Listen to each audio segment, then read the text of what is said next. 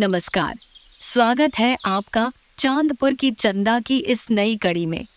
पिछली बार हमने देखा कि गुड़िया की शादी बड़ी हर्षोल्लास से हो रही होती है, लेकिन फिर शादी के बीच अचानक फायरिंग और झगड़े से पूरा माहौल बदल जाता है।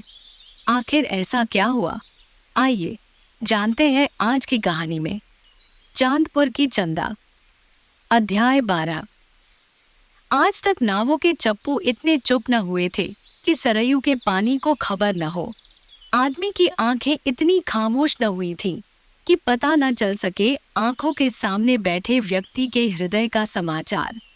हवाएं इस कदर नीरस न बही थीं कि तितलियों को भूलना पड़े फूलों का पता। लेकिन इतना तो सबको पता है कि आज फूलों जैसी गुड़िया की शादी को 1 महीना हो गया है। शादी की उस भयानक रात का वो काला मंजर आज तक चांदपुर की आंखों में दर्ज है। चांदपुर के इतिहास में ऐसा कभी नहीं हुआ कि घराती और बाराती बंदूकें, लाठी और डंडे लेकर एक दूसरे की जान के प्यासे बन गए हो। लेकिन ऐसा हुआ 30 अप्रैल की सुबह 3 बजे। 2 घंटे तक चली मारपीट में दर्जनों गाड़ियों के शीशे टूट गए। 2 लोगों को गोली लगी। नाच की नृत्यांगना ने अस्पताल जाते जाते दम तोड़ दिया। टेंट शामियाना लाइट वाले हाथ जोड़ते जोड़ते अपने हाथ पैर तुड़वा बैठे। इसके बाद भी उपद्रवियों ने किसी को नहीं बख्शा। सब के सब पीटे गए।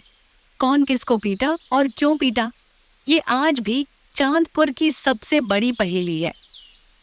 यही कारण है कि आज 1 महीना बाद भी चांदपुर का हर आदमी दूसरे आदमी को शक की निगाह से देखता है, बहुत संभाल कर बोलता है। क्या पता कौन किसकी बात कहाँ जाकर कह दे, कौन किससे फिर उलझ पड़े। इधर आज मंटू को ठीक से खाना खाए महीना बीत चुका है। नींद कब आती है, कब जाती है, ये न नींद को पता है न बिस्तर को। सुबह से दोपहर और सांझ कब होती है, न मंटू को पता है न उसकी आंखों को। उसे तो याद आता है गुड़िया की शादी की रात का वो मंजर, जब खुशियां और गम एक साथ दस्तक दे रहे थे। एक तरफ पिंकी को रात भर देखने और बहाने बनाकर छेड़ने की खुशी थी, तो दूसरी तरफ गुड़िया की सुबह होने वाली विदाई का गम था। तब हवाओं में वो रवानी थी कि गम भी अच्छा लग रहा था, हृदय उछल रहा था। लेकिन ये आज तक समझ में नहीं आया कि प्रेम की तान छेड़ चुके हृदय के सारे तार एकाएक कैसे बेसुरे हो गए। आखिर कौन सा गुनाह मंटू ने किया है कि उस पर FIR हो रहा है। बस यही सोच सोचकर मंटू रोता है। राकेश उसे गले से लगा लेता है। सरयू पार निछाट दियारे के एक कोने में दिया जलता है और इसी दिए के पास दोनों की सुबह होती है, शाम होती है और एक गहरी उदास रात भी। रात भर चांद को ताकते हुए कभी मौसी का रोता हुआ चेहरा याद आता है, तो कभी दिन भर थाना कचहरी दौड़ते मौसा का। कभी गुड़िया की उदास आंखें आती हैं, तो कभी पिंकी की करुणा भरी पलकें। कभी झगड़ा छुड़ाते झांझा बाबा याद आते हैं, तो कभी लाठी की वार को अपने हाथ पर रोकते खेदन, दीना, हीरामन और गंगा लोहार। लेकिन इन यादों का क्या है, यादें आती है और एक गहरी उदासी सांसों के साथ रेंगने लगती है। माथा गर्म होने लगता है, पसीना छूटने लगता है। अभी अभी खबर मिली है कि गुड़िया के ससुराल के 4 लोगों पर रमेसर ने FIR किया है। वहीं चांदपुर के करीब दर्जनों लोगों पर गुड़िया के ससुर दीनानाथ ने भी FIR किया है। दोनों पक्षों के 20 से ज्यादा लोग अभी भी फरार हैं। रमेसर ने खाना पीना छोड़ दिया है। नई रिश्तेदारी एक क्षण में दुश्मनी में बदल जाएगी, ये कौन जानता था। इकलौती बेटी के भाग्य का सूरज उगते ही बादलों में घिर जाएगा, ये किसको पता था। जरूर कोई पिछले जन्म का पाप हुआ होगा, तभी भगवान ये दिन दिखा रहे हैं। दीना की छोटकी पतोह तो पल्लू खूस कर कहती है, हे डीह बाबा, इस डीह के पुरुष बेटी का ब्याह आज के बाद कभी नहीं करना है, कभी नहीं। चांदपुर की बेटियों के लिए वो दिशा अशुभ है, अशुभ। इधर मैनेजर साहब नथुनी सिंह का दालान बोर्ड परीक्षा के बाद आज फिर गुलजार हो गया है। मारपीट में जमानत कराने से लेकर थाना कचहरी में पैरवी करवाने वाले लोग दिन भर दौड़ रहे हैं। वहीं प्रधानी चुनाव की तैयारी में व्यस्त डब्लू नेता सबकी प्रार्थना सुन रहे हैं। नृत्यांगना के सामने दारू पीकर धकाधक फायर करने वाले आज उनके सामने भीगी बिल्ली बनकर चरणों में लौट रहे हैं। डब्लू जी, विधायक जी से कहकर केस से बचा लीजिए, नहीं तो बेटे का भविष्य चौपट हो जाएगा। इन भीगी बिल्लियों के चेहरे को देखकर लगता है कि मनुष्य जब विपत्ति में घिरता है तो मनुष्यता के कुछ और करीब आ जाता है।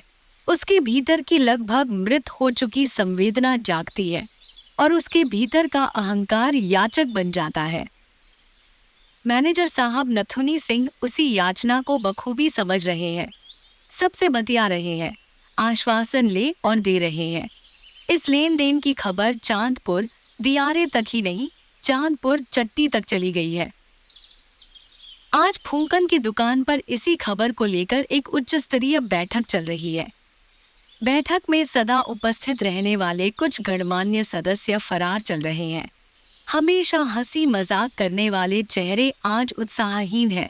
उनके चेहरे पर चिंता की लकीरें हैं और आवाज एकदम धीमी है।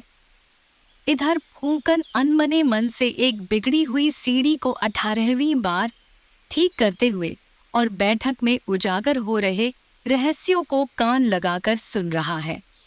रे गुड्डू, हाँ रे, एक बात बताओगे भाई? पूछो भाई। गुड़िया की शादी में मारपीट हुआ, ये तो समझ आ रहा है। हाँ आ रहा है, लेकिन साला ये क्यों नहीं समझ में आ रहा है कि गांव में जिसने कभी लाठी से सांप नहीं मारा वो भी उस रात हाथ में कट्टा लेकर नाच देखने गया था। जिसके पास जहर पीने के पैसे नहीं थे वो भी दारू पीकर नागिन डांस कर रहा था। गुड्डू की भौहें तन गई हैं। वो अपनी जगह से खिसक रहा है। रे भाई धीरे बोलो, धीरे, एकदम धीरे धीरे। तुम यार बूचट के बूचट ही रहोगे। पहले ये बताओ कि डब्लू नेता मुंह बांधकर दूल्हे के भाई को क्यों मार रहे थे? हम भाई मुंह तो बांधे थे, तभी तो गुड़िया के ससुर ने अज्ञात लोगों पर FIR करवाया है। बगल में गुमसुम बैठा सत्य प्रकाश चौंक कर पूछ रहा है। ऐसा क्यों हुआ भाई? हमको तो समियाना से हमारे बाबूजी भगा दिए। बेटे के सामने नाच देखने में उनको लाज लग रहा था। हमको तो आज तक कुछ समझ में ही नहीं आया कि किससे किसकी दुश्मनी थी। गुड्डू पैनी मुंह में डालते हुए पसीने को पोंछ रहा है। बेटा ये गांव की पॉलिटिक्स है। ये मिथुन चक्रवर्ती की फिल्म नहीं कि लास्ट में हीरो गुंडे को मार के हीरोइन से ब्याह कर लेगा। यहाँ हीरो कब गुंडा बनेगा और गुंडा कब हीरो बन जाएगा ये कोई नहीं जानता। सत्य प्रकाश परेशान हो रहा है। सत्य इतना अंधेरे में छिप जाएगा इसका अंदेशा उसे भी नहीं था। उसने झल्ला कर कहा, छोड़ो यार पॉलिटिक्स। साला हमको तो समझ नहीं आ रहा कि अगर गलती बारात वालों ने की थी तो फिर डब्लू नेता को राकेशवा और मंटुआ क्यों पीट रहे थे, जबकि दोनों दिन में 4 बार डब्लुआ को सलामी ठोकते हैं। बगल में बैठा प्रदीप बता रहा है, भाई गांव में तो हल्ला है कि मंटुआ गांव छोड़कर भाग गया है या फिर राकेशवा के साथ कहीं दियारे में छिप गया है। फूंकन अचानक चौंक गया। ए भाई तुम क्या बोले जी? मंटुआ गांव से भाग गया, ये कैसे जानते हो तुम? ए भाई काहे बिजुक रहे हो जी? तुमको पता है कि शादी की रात को एक कांड हो गया है। कौन सा कांड भाई? गांव में हल्ला है कि शादी की रात को मंटुआ पिंकिया का हाथ पकड़कर एक कमरे में ले गया। ले जाकर क्या किया? एकदम भगचौहर होगा। बूझो आगे क्या किया हुआ होगा। जवान लड़का लड़की कमरे में हाथ जोड़कर शांति पाठ थोड़े करेंगे, कुछ नीमन बाउर करेंगे। ये सुनकर एक लड़के की माथे की लकीरें सिकुड़ रही हैं। एक गुड्डू भाई, जमाने से आज विश्वास उठ गया भाई। किसी के चेहरा देखकर उसके चरित्र का अंदाजा नहीं लगाया जा सकता है। हम तो इस पिंकिया को बड़ा शरीफ लड़की समझते थे। ये सब सुनकर फेंकन के कान खड़े हो रहे हैं। मंटू की फरमाइश पर शादी की रात बजाए गए सारे गाने याद आ रहे हैं। लेकिन मंटू तो उसका यार है। यार की गलती भला गलती लगती है। उसने शोल्डर रख दिया। रे गुड्डू, ये जानकारी कौन दिया? कौन देखा था पिंकी को कमरे में जाते हुए? फर्जी समाचार मत फैलाओ भाई। किसी की इज्जत इज्जत होती है। रुबिया भाई रुबिया, हम थोड़े कुछ कह रहे हैं। कवन रुबिया रे? पश्चिम टोला वाली। वाह वाह, और कोई नहीं मिला तुमको समाचार देने के लिए? जानते नहीं हो कि रुबिया कितनी सत्ती सावित्री है? ब्लैक के एक अधिकारी के साथ इसी साल गेहूं के खेत में पकड़ाई थी। पर साल इसी डब्लू नेता के साथ अस्पताल की छत पर पकड़ ली गई थी। ये तुम नहीं देखे थे? साला सही मुझ खाए के बिलार भैली भक्तिन। ये सर्टिफिकेट देगी पिंकिया को। अच्छा जाने दो भाई, छोड़ो। एक धमाका न्यूज सुनो। सुनाओ, जल्दी सुनाओ। धमाका का नाम सुनते ही अचानक से टीवी का तार जोड़ रहे फूंकन का हाथ शोल्डर से जल गया और बैठे बैठे याचना की मुद्रा में आ गया। ए धमाका न्यूज, अब भाई बहुत हुआ। अब मेरा दिमाग मत खराब करो यार। जाके खेदना की दुकान पर बैठ के न्यूज सुनाओ। एक तो ऐसे ही दुकानदारी में मन नहीं लग रहा। सत्य प्रकाश और गुड्डू फूंकन की उदासी को देखकर उसे आश्वस्त कर रहे हैं। भाई कोई अब इधर उधर की बात नहीं करेगा। कोई नहीं, ए फूंकन को कोई कुछ नहीं बोलेगा। सब हाँ में हाँ मिलाते हैं। ठीक है भाई, कोई नहीं बोलेगा। फूंकन सिर झुकाए पेचकस उठाकर नट लगा रहा है। उसके सामने एक लड़का टकटकी लगाए देख रहा है। फूंकन का गुस्सा बढ़ रहा है। ए लड़के, जरा पीछे हटो, नहीं तो ये तुम्हारी दहेजुआ टीवी अब बनेगी नहीं। तुम अपनी भौजी को कह दो टीवी से पहले अपना दिमाग ठीक करवाए। हम 1 मिनट में ठीक कर देंगे। सत्य प्रकाश को मजाक सूझ रहा है। अरे भौजी को काहे बुला रहे हो? सुखारी डॉक्टर का असर हो रहा काजी तुम पर भी। फूंकन की हंसी गायब है। यार हम हाथ जोड़ लिए कि टीवी नहीं बनेगा, लेकिन वो न जाने कवना देश की मेहरारू है जो एक को बात नहीं समझती है। फूंकन को गुस्सा देखकर टीवी बनवाने आया लड़का मुंह लटका कर जा रहा है। प्रदीप उसके कान में कह रहा है, ए बबुआ, जाकर भौजी को बुला लाओ। फूंकन भैया करंट चेक करने के लिए बुला रहे हैं। ए भाई कंट्रोल कंट्रोल, लड़के से गंदा बात नहीं, एकदम नहीं। आज तो साला ऐसे ही मजाक वजाक का मन नहीं है। फूंकन इतना कहकर फिर उदास हो गया है। वो चाहता है कि उसकी दुकान से ये लोग जल्दी उठे और कहीं और चले जाएं। लेकिन सिर्फ चाहने से क्या होता है? वो दुकान से निकलकर दुकान के पीछे वाली झाड़ी में घुस रहा है। इधर रहस्यमयी चिंतन कर रहे चिंतकगण पैर पर पैर चढ़ाकर गंभीर मुद्रा में आ रहे हैं। कब जाएंगे पता नहीं। फूंकन दुकान छोड़कर चला गया है। देख रहा है कि सुखारी डॉक्टर की दुकान भी कई दिन से बंद है। साला न जाने चांदपुर को क्या हुआ है आजकल। गांव में तो ये भी हल्ला है कि प्रदीप व सुखारी की साली से रात को पलानी में भेंट किया था। लेकिन अपना गलती कोई नहीं देखता है ना। सबको दूसरों की बात बतियाने में मजा आता है। फूंकन दुकान छोड़कर हट गया है। सांझ हो गई है, अंधेरा बढ़ रहा है। गर्मी की रात में टह टह अंजोरिया निकल आई है। दिन में तो ऐसा लग रहा था कि हवा में किसी ने लुत्ती लगा दिया है। लेकिन चांदपुर में रात को हवा चांद से आती है, एकदम शीतल मंद सुगंधित। कुत्ते बोल रहे हैं। लगता है उनके भी अपने गैंग होते हैं। एक हफ्ते में एक आध बार उनके बीच भी मामला आर पार हो ही जाता है। उनका भौंकना रुक नहीं रहा है। इधर आज झांझा बाबा ग्लानि में है। जब से कपार फूटा है, बांह टूटी है, तब से दालान में लेटे रहते हैं। हिला डुला भी नहीं जाता है। हाथ से न चश्मे को पकड़ पाते हैं और न ही मानस की पोथी को। वो तो भला हो दीना चौधरी और उनकी पतोह का कि समय से खाना पीना बन जाता है। दीना भी हल्दी चूना लगा देते हैं, दवाई दे देते हैं। लेकिन जैसे ही पुरुआ बहती है, बाबा का दर्द बढ़ जाता है। कल बलिया सदर अस्पताल के डॉक्टर ने कहा है कि हड्डी का चोट है, थोड़ा वक्त तो लेगा। लेकिन गांव के कुछ लोग कह रहे हैं कि बुढ़ौती में हड्डी पर लगा चोट जिंदगी भर कभी ठीक नहीं होता है। दीना मनौती मांग रहे हैं, हे काली माई, बाबा का दुख हरिए, कष्ट से पूर्ण करिए। गांव के लोग दिन भर बाबा का कुशल क्षेम जानने आते हैं। दिन भर कोई न कोई आकर पास बैठा रहता है। वह बाबा से बस ये नहीं पूछता कि उनके बेटे आएंगे या नहीं। दीना ने मना किया है कि ये सवाल किसी को नहीं पूछना है। बाबा की आत्मा दुखी हो जाती है। लेकिन आज पता चला कि बाबा के बड़े बेटे सुधीर ने बलिया शहर में रह रहे अपने एक साड़ू भाई के यहाँ फोन किया है कि आप बाबूजी को गांव से अपने घर बुला लीजिए। लेकिन बाबा ने अभी उस साड़ू को 4 गाली देकर भगा दिया।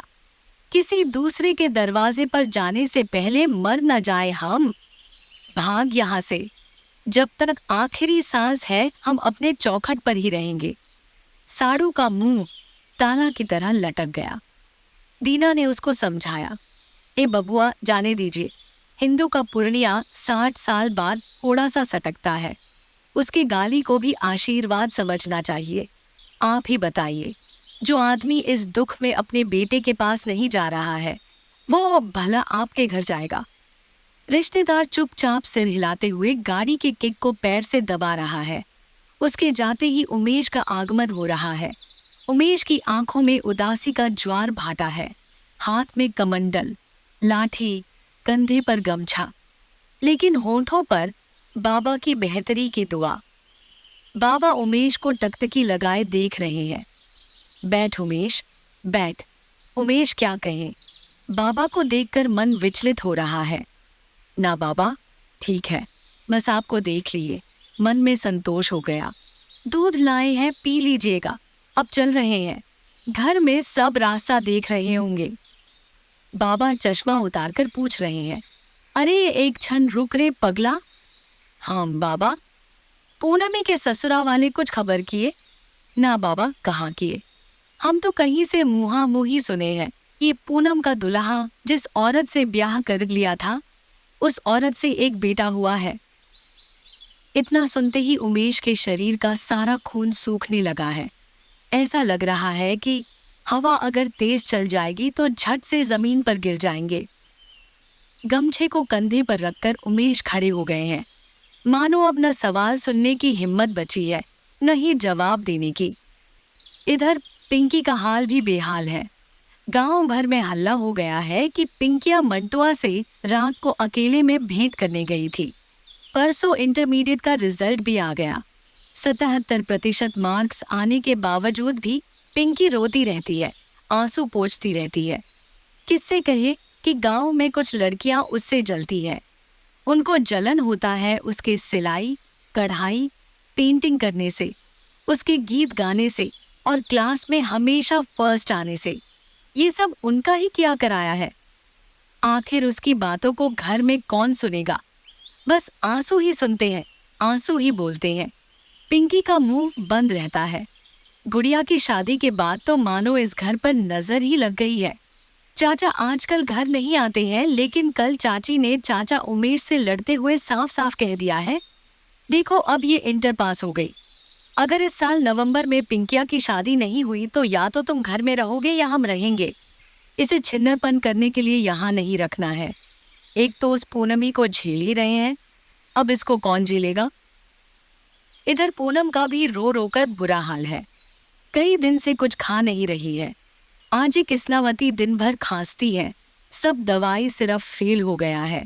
खाना पानी छोड़ चुकी पिंकी की माँ की आंखों से बस पानी ही निकलता है।